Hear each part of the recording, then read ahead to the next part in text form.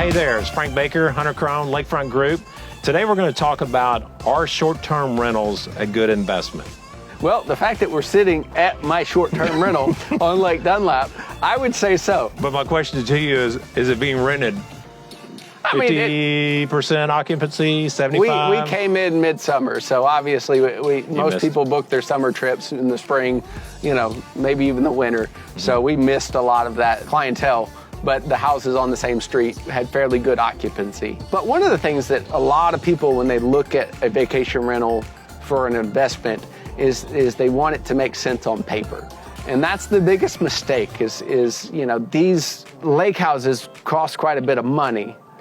And so the amount of income that they bring off the vacation rentals rarely makes sense on paper.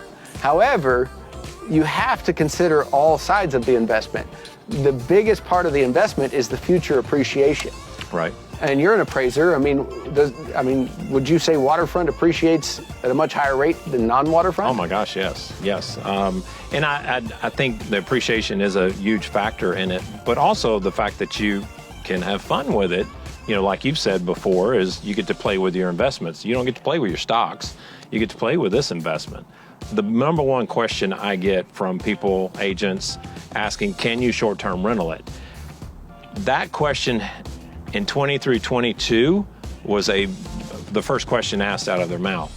I'm not getting that question asked as much anymore. And I think a lot of it, I think you go to Airbnb, VRBO, I think the numbers are down. I don't think they're renting as popular as they were possibly during the COVID years.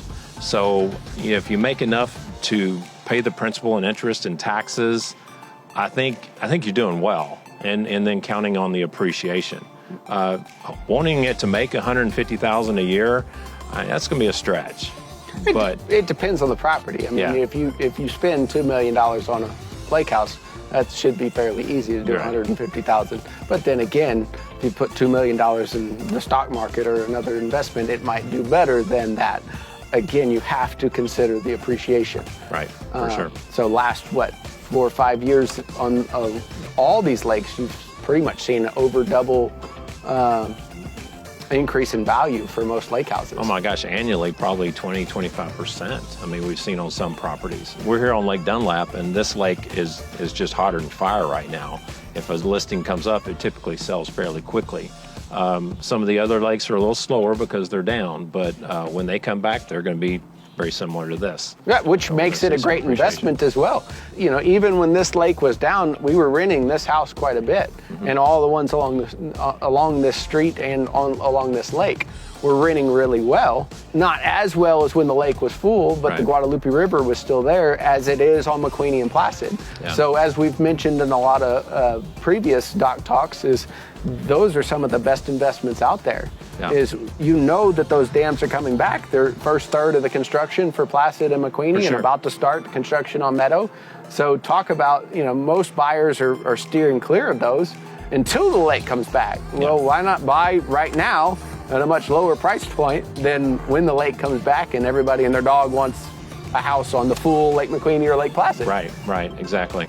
And I think a lot of people love the idea of short-term renting, and ourselves included. We bought a second home and planned on short-term renting it, but the moment we bought it, my wife was like, I don't want anybody else sleeping in my bed. So maybe people are just looking for a second home and not wanting others to use it.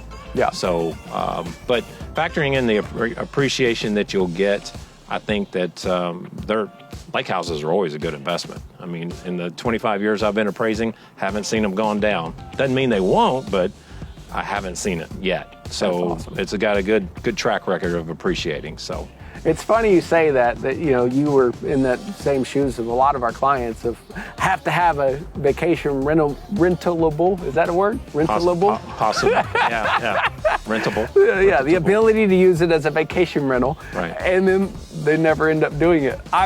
When I was in production dealing with a lot of buyers, I'd say over 50% of the people that wanted to rent it ended up not renting it because they wanted to play with it more than they wanted it rented. For sure. So if you're interested in looking for a lake house, sign up for Lake House Alerts. And when you're considering a short-term rental, just do the math and see if it works for you and your family. But I don't think you can go wrong investing in the lake house. We'll see you next time.